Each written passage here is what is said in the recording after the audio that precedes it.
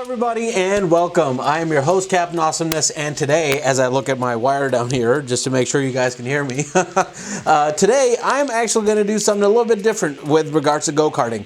As some of you who have been checking out my Instagram might know that I hinted at having some of you actually add me to your friends list on Steam, and the reason for that is this little steering wheel right in front of me. Long story short, I decided that instead of continuing to go to karting places that only have electric carts, I decided it was time for me to do something else. See, the thing is, over the last 3 months or 4 months that I've been back in the US, I really have had this real strong desire in me to want to get back on gas carts.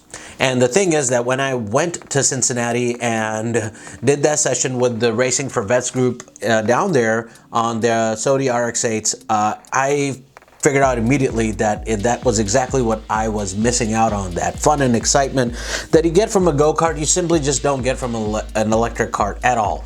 I have been trying, I have been working hard on trying to convince myself to accept the situation for what it is, but I figured, you know what? It is what it is, and I will look for another option. This simply isn't working for me. I'm not saying that I'm not going to go there completely. It's just that I'm going to have to cut down my time there. In order to help alleviate the need and desire for me to get on a gas cart, I decided that for now, during the Ohio winters when you cannot get on gas carts outdoor, especially because of all the snow and whatnot, it would be best to, get on this game here. So what I am using right now, as you can see in my screen, is KartKraft. But before I get into all of that, guys, please hit the thumbs up button and please hit that notification bell icon so you guys are updated whenever I upload a new video. All right, so getting into the setup real quick, what I have here, this is basically one of the, you want to call it a mid-range unit. It is a Logitech G923. It's got the steering wheel, which is pretty good. It's got that force feedback. It has paddle shifters and pedals. What it's not included with right now is the shifter that actually goes along with it as an add-on. Unfortunately, at the time I made this purchase, the Logitech guys, as well as all of the retailers, were completely sold out on that darn shifter. Now, the shifter in itself goes for about, I think $40 or $50 on Logitech's website, and typically for that much on Amazon. But with the supply chain issues that we have going on, I guess a lot of people decided to really pick up as many units as they could, and they are selling these pieces for twice or 3 times the price. So since I don't want to fall victim to the whole price gouging situation that's going on, especially with those of you who own PS5s, you know exactly what I'm talking about. I'm going to settle with the paddle shifting deal if I decide to use some other gaming platform other than KartKraft. But in KartKraft right now, I don't need to do that at all. Reason being simple. I'm not going to get on a shifter cart. This game is a pretty awesome game, and I figured, you know what? While I'm here, I'm going to actually run through a couple of things with this game real quick. So here in my profile, you'll see I actually left my name as Captain Awesomeness. And that is because I want you guys to be able to find me. So any one of you who has KartKraft or doesn't have it yet and is going to install it after this video, find me on here so we can do some sessions together. While I took some time behind the wheel of this game, and I've only had it for almost 2 days at this point, I decided that I'm gonna do things a bit in line with the theme of what the whole point of the channel is, that no matter where I go, where I race, I'm gonna try to get into the top 10 of the leaderboard. Unfortunately, that is a task that's gonna be a little insurmountable, let's just say, just because of the fact that, first of all, I need to get used to this platform. It is, though it is pretty close to a real session, it's not exactly the same. So I need to get used to kind of seeing in a 2D environment, a 3D track, so it's gonna take some time. With that in mind, I have been actually going on time trials, which is exactly the kind of theme that matches my channel, which is getting on that leaderboard to become the fastest, right? So as I click on it, and the KA100, since that's the bottommost thing that I want to start with on my way up, I am going to choose Atlanta. here, this track, which is the only one that I've done so far, I have been working to work my way up. The position in the global side, as you can see, is number 642, and nationally in the US, I am number 82. Now, this is a vast improvement from where I first started 2 days ago, where I couldn't even get past the sub 1,000 list. So, trying to figure out the car, trying to figure out how this steering wheel provides inputs, any time lags in between, all of that stuff, and then how much of the brake and the gas pedal to use. All of that it's still work in progress. All right, so with that in mind, I am going to do a session and you guys will watch what will happen. Now, typically I actually have been starting with a face off mode, which basically means that you race against the ghost of the person who is faster than you on the leaderboard. I've decided that I'm going to do this on a minimal, which is just me solo, just for purposes of you guys being able to see what it's like. So I am going to start this event, and I will start it with the stock setup. Let's just put it that way. I have a modified setup in here as well, but I figured that's not what we need to do right now. So anyway, let's get going, guys.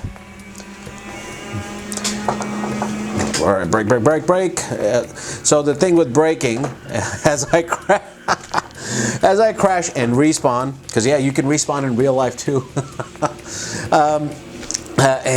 I'm working a little bit on finding that apex still. Even though I've done quite a bit of time, it's still pretty tough to try to get used to it. Oh, okay, controlling that slide there, braking in, making that turn. So I'm still working on trying to get that apex on certain sections of the track here.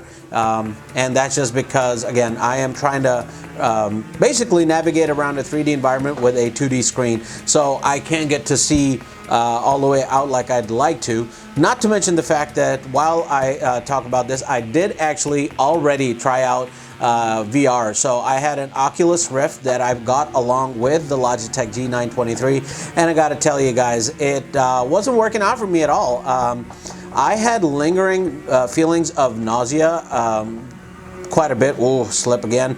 And yeah, that's pretty bad. Like some people say, you know, how they're out for about an hour, and that wasn't the case for me at all. You know, for me, I actually felt really sick for 2 days straight. So day before yesterday is when I received the item, and today I actually returned it to Amazon. So I don't know what the issue was, but the Oculus Quest 2 was given a lot of reviews. A lot of people loved it, but well, my brain didn't. So I'm gonna have to figure out what to do in order to get that VR experience some way, somehow, without having to you know, feel sick after just 2 minutes of being in it. So there was that issue. I do not know why that happens. Now, I read a lot of things about if you know, have weak eyes, then you should do it with your glasses, and I did do that. And as a matter of fact, the thing is that I did everything that I was told would help me out, yet there was no assistance with that at all. So being that I don't really like pain, I just figured that's it. I'm not gonna mess around with it. So I've heard people who have bought the HTC Vive now do not complain of that, since the unit is a little bit I don't know what the word is, but I guess it's a little bit more refined than the Oculus Quest 2, but again, I don't know. I think I would rather rely on those who have used it than just some, you know, person randomly stating something online.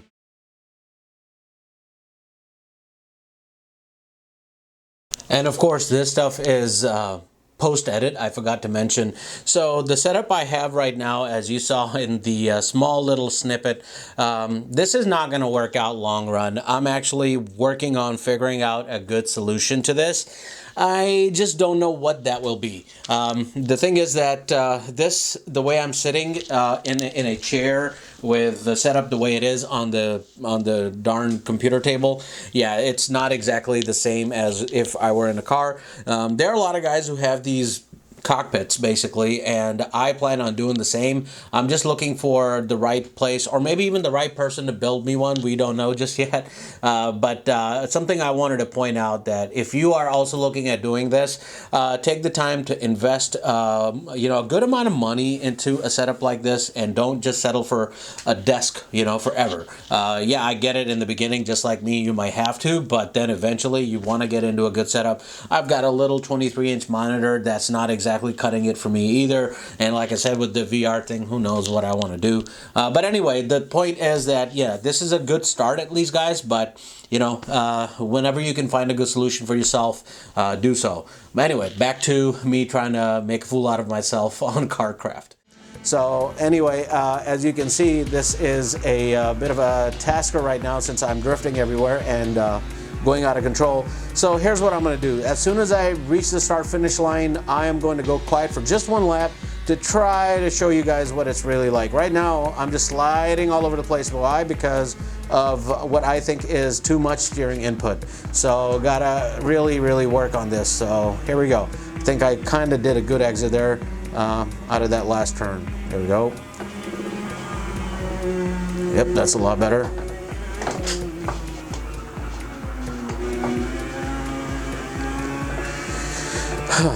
All right, made that happen.